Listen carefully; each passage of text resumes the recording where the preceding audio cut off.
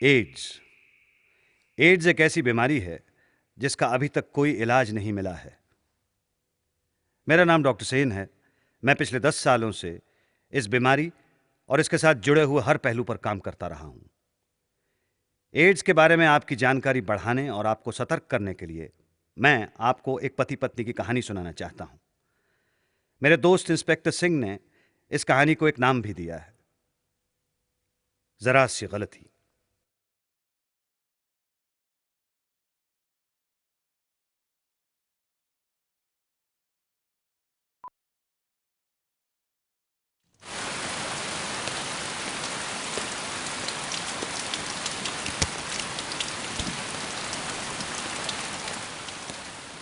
नेकीलाल के हाथ में जब अपनी पत्नी बिमला की ब्लड रिपोर्ट आई तो बाहर बरसात हो रही थी।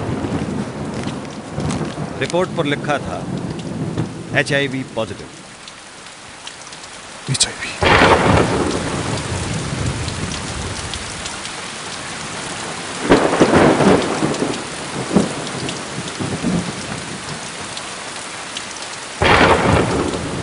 उसकी पत्नी बिमला का मुस्कुराता चेहरा उसकी नजरों के सामने आ गया। हर कड़कती बिजली के बाद हो जाने वाले अंधेरे में उसे अपनी और अपनी पत्नी की मौत दिखाई देने लगी।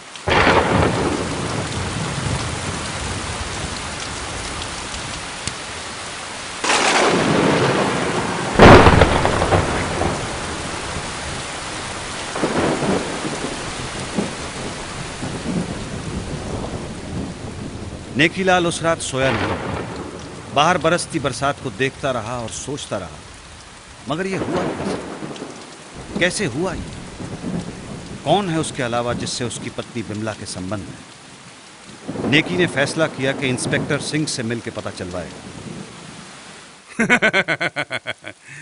बेटा, ये जासूसी का काम तो मैंने कभी किया नहीं, और अब तो पुलिस से रिटायर हुए भी 7 साल हो गए। तुम्हें वहम है। बिमला मेरे आंगन में बड़ी हुई बच्ची है, बहुत शरीफ लड़की है। कभी सर उठाकर भी किसी लड़के की तरफ नहीं देखा उसने, ना कभी कुछ उल्टा सीधा सुना उसके बारे में। लो चाय लो। तुम्हारा झगड़ा हो गया हो तो अभी बुला के डांट देता हूं उसे।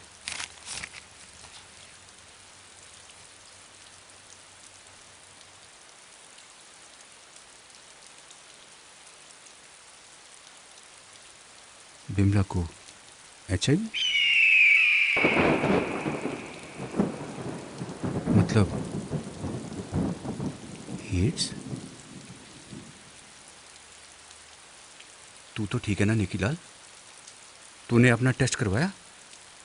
करवा लूंगा अंकल। जब बिमला को है तो मुझे तो होगा ही। पहले ये तो जान लूं कि कौन है जिसने बेवक्त मौत हमारे नाम लिख दी।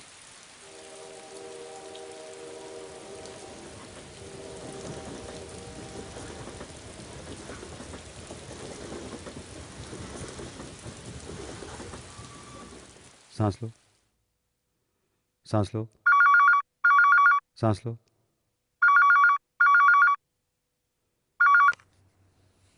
Doctor Sen speaking. Hello uncle, Meeta बोल रही हूँ। हाँ बोलो बेटा। दादाजी बात करेंगे, 1 मिनट। डॉक्टर सेन। हेलो। कहिए सिंह साहब। डॉक्टर साहब, एड्स पे कोई किताब या जर्नल हो लेटेस्ट तो भेज दें। बिल्कुल भिजवा देता हूँ। सब ठीक तो है ना? हाँ हाँ, एक केस है, थोड़ा स्टडी करूँगा। कोई क्रिमिनल केस है क्या? नहीं भाई, अपनी जान पहचान वाले हैं कोई। ओह ठीक है, मैं भिजवाता हूँ। Thank you. ये कैसे बंद होता है बेटा मोबाइल? दादाजी, इस केस में क्या मैं आपकी मदद कर सकती हूँ? ज़रूर। Thank you.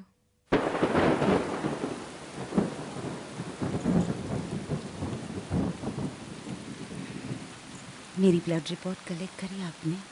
नहीं, कल करूंगा। कल जरूर करिएगा।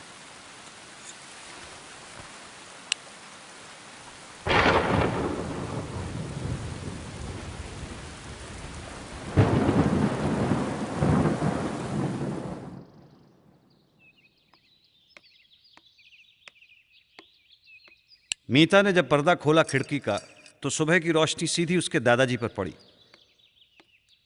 जो अपनी मेज के सामने पढ़ते पढ़ते सो गए थे। मेरी भेजी हुई किताब थी उनके हाथ में, एड्स पर। मीता ने खुला हुआ पन्ना देखा और पढ़ने लगी। सबसे पहली बात जो मीता की समझ में आई वो ये थी कि यह बीमारी किसी को भी हो सकती है, भले वो अमीर हो या गरीब। किताब पढ़ते पढ़ते बहुत से सवाल उठे मीता के दिमाग में। डॉक्टर सेन, एड्स पे जो किताब आपने भेजी वो हमने पढ़ ली है। मीता ने कुछ पॉइंट्स बनाए हैं और कुछ सवाल भी हैं। मुझे बेहद खुशी है बेटा कि आज की नौजवान पीढ़ी भी एड्स के महारोग से लड़ने के लिए तैयार है। वेरी गुड, पूछो बेटा। एड्स होने की एक वजह तो सेक्स है। सेक्स या शारीरिक संबंध नहीं बेटा, अनप्रोटेक्टेड सेक्स या असुरक्षित शारीरिक संबंध, वो भी ऐसे इंसान के साथ जिसे पहले से एड्स या एचआईवी है। ये एचआईवी और एड्स में क्या फ़र्क है डॉक्टर साहब? सिंह साहब, पहले तो यह समझ लें कि एड्स है क्या।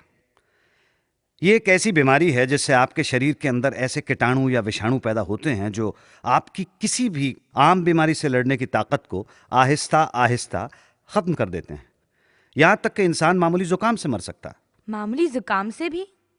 हाँ बेटा, अब मैं आपको एचआईवी और एड्स का फर्क समझाता हूं।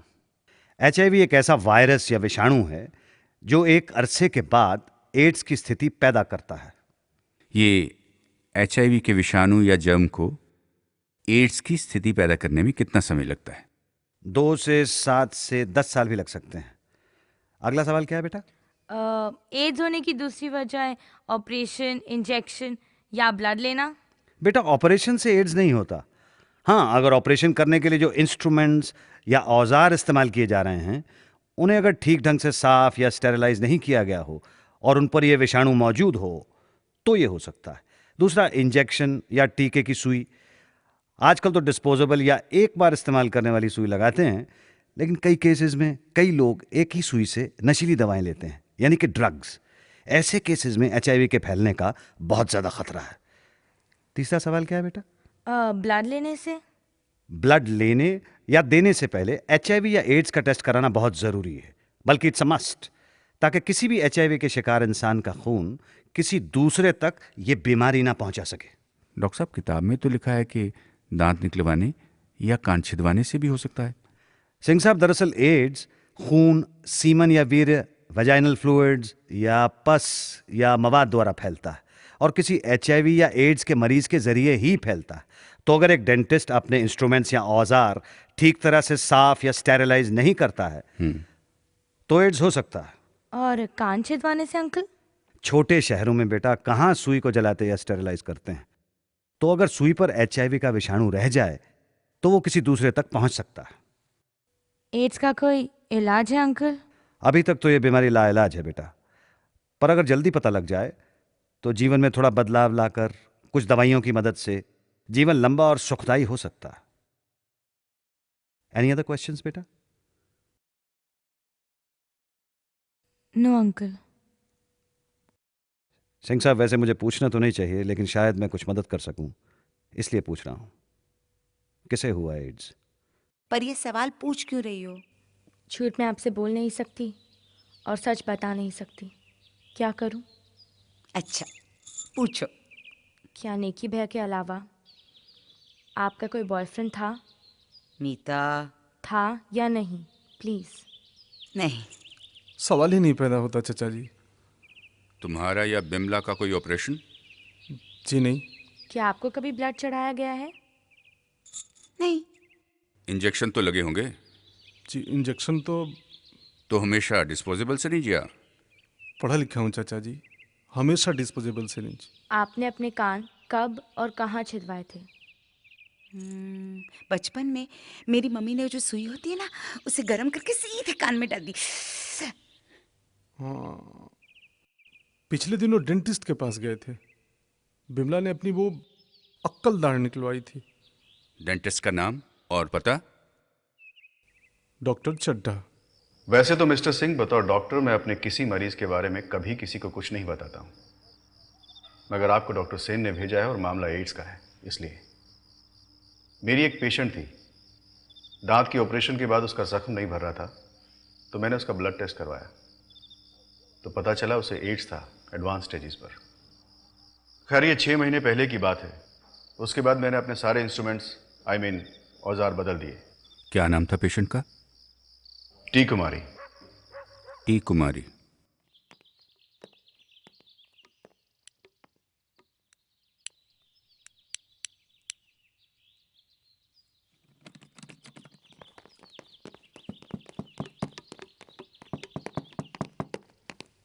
एक मिनट भाई साहब, क्या? ये टी कुमारी जी कहाँ हैं? इस फ्लैट में रहने वाली लड़की बहुत दिनों से बीमार थी। क्या बीमारी थी? पता नहीं, पर सुना है पिछले हफ्ते ही मर गई। मर गई? टी कुमारी की मां काफी देर अपनी बेटी के मर जाने के अफसोस में रोती रही, लेकिन जब उन्हें पता चला कि कोई और भी उनकी बेटी की तरह एड्स की बीमारी का शिकार है, तो उन्होंने इंस्पेक्टर सिंह और मीता को टी कुमारी का कमरा तलाशने की इजाजत दे दी। टी कुमारी के कमरे की चाबी उसकी मां ने मीता के हाथ में थमा दी।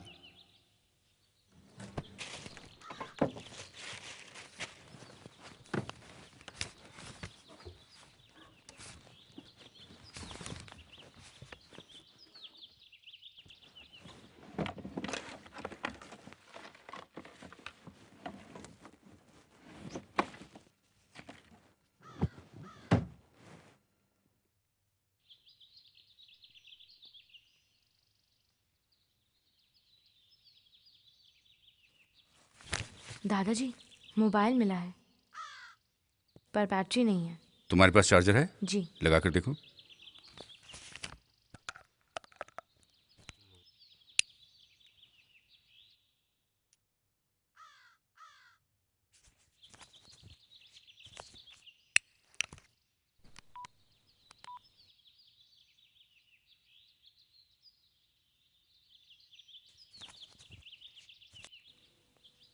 दादाजी, SMS। टी कुमारी के कमरे में नेकी की तस्वीर देखकर और मोबाइल पर लिखा मैसेज पढ़कर इंस्पेक्टर सिंह सारी बात समझ गए। नेकी को बुला लो, केस सॉल्व हो गया। कमरे में खामोशी थी। नेकीलाल भी चुप था, इंस्पेक्टर सिंह भी और मीता भी। इंस्पेक्टर सिंह समझ नहीं पा रहे थे कि नेकीलाल को सच्चाई कैसे बताएं। नेकीलाल परेशान था कि सब खामोश क्यों है, फिर उससे रहा ना गया। आप कुछ बोल क्यों नहीं रहे हैं?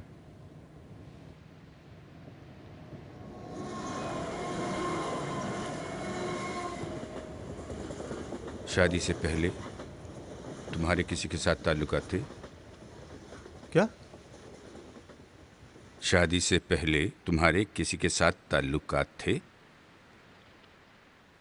नहीं।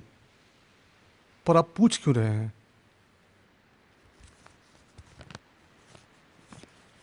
ये तस्वीर तुम्हारी है? हाँ। तस्वीर के पीछे लिखा है to Kumari with love, thanks Neki. नहीं, मैंने नहीं लिखा। पक्का तुमने नहीं लिखा? जी नहीं। तुम्हारे टी कुमारी के साथ कोई संबंध नहीं थे? नहीं। तो फिर टी कुमारी ने अपने मोबाइल पे अनसेंट SMS क्यों टाइप किया, जिसमें लिखा था Neki I am dying, hope like others you are not infected. Neki मैं मर रही हूं, आशा है मेरी बीमारी तुम तक नहीं पहुंची होगी।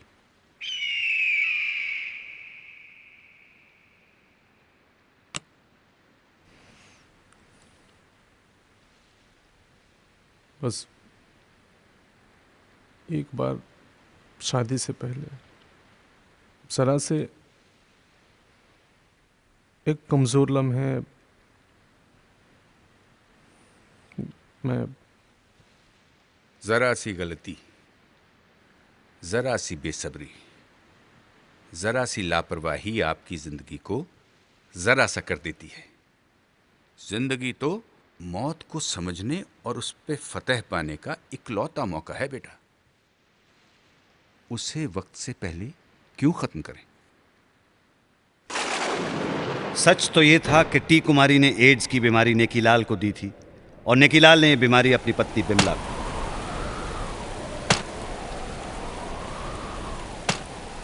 घर में ये बात जब बिमला को पता चली तो उसके अंदर तूफान सा उमड़ आया। फिर भी वो चीखी नहीं, वो चिल्लाई नहीं, नेकी की तरफ पलटी भी नहीं।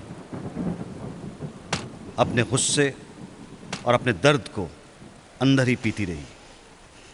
हाँ, मगर कुछ देर बाद बोली जरूर। मुझे अपने मर जाने का कोई डर नहीं, और न ही तुम्हारे मर जाने का कोई अफसोस। मुझे तकलीफ है तो सिर्फ इस बात की कि वो नन्ही सी जिंदगी जिसे तुम और मैं मिलकर इस संसार में ला सकते थे, संवार सकते थे, उसे कुछ सिखा सकते थे, हम उससे कुछ सीख सकते थे, एक छोटी सी दुनिया बना सकते थे। तुम्हारी एक गलती ने वो सारी दुनिया छीन ली मुझसे।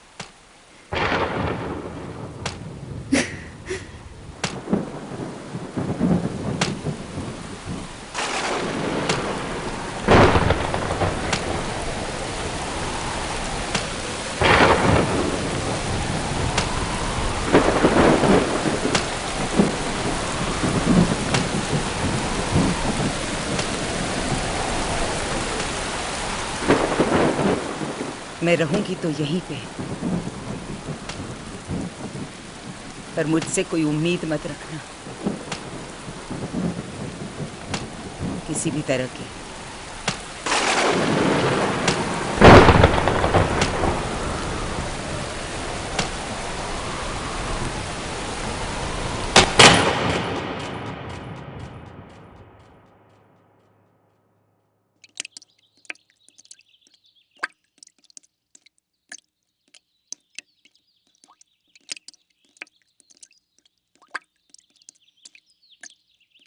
बैठे बैठे सोचते रहने से तो कोई फायदा होगा नहीं बेटा। जो हालात हैं उनका बहादुरी से मुकाबला करो। तुम पढ़ी लिखी लड़की हो, खुद को संभालो और नेकी को भी सहारा दो। हम तो हैं ही तुम्हारे साथ।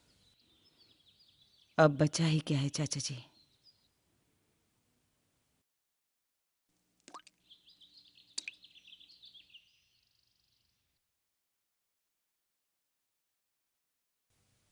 वैसे तो तुम दोनों के पास बहुत वक्त है बेटा, पर अगर 24 घंटे भी हो ना, तो उसके हर लम्हे को ऐसे जियो जैसे अक्सर लोग अपनी पूरी जिंदगी नहीं जी पाते। हर लम्हे का इस्तेमाल करो, उसे जियो, किसी के काम आओ, खुश रहो। तकलीफ में रोते तो सभी हैं। ये मत सोचो कि तुम्हारे पास क्या नहीं है, ये सोचो तुम्हारे पास क्या है। जो है उसे अपनाओ तो खुशी भी मिलेगी और जिंदगी बेरहम भी नहीं लगेगी। जी। सिर्फ जी कहने से बात नहीं बनेगी, चाय तो पिलानी पड़ेगी। आप लोग मेरे हाथ की चाय पियेंगे? बस यही प्रॉब्लम है। जब पढ़े लिखे ऐसा सवाल करेंगे तो अनपढ़ों का क्या होगा? हम तो खाना भी आप ही के हाथ का खाएंगे। मैं मदद करूंगी। जब फुर्सत मिले ये किताब पढ़ लेना।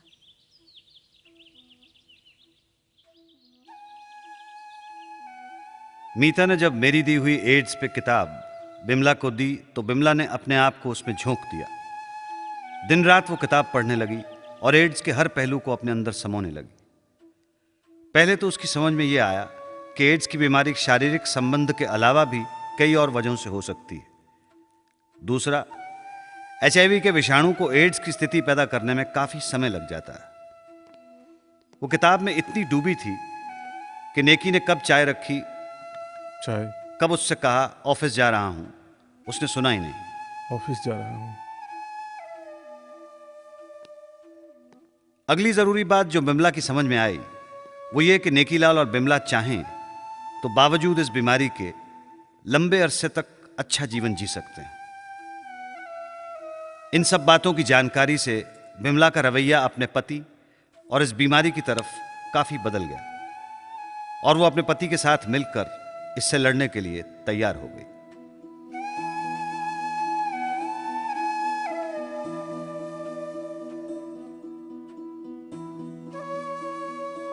अरे नेकी नहीं आया अभी तक।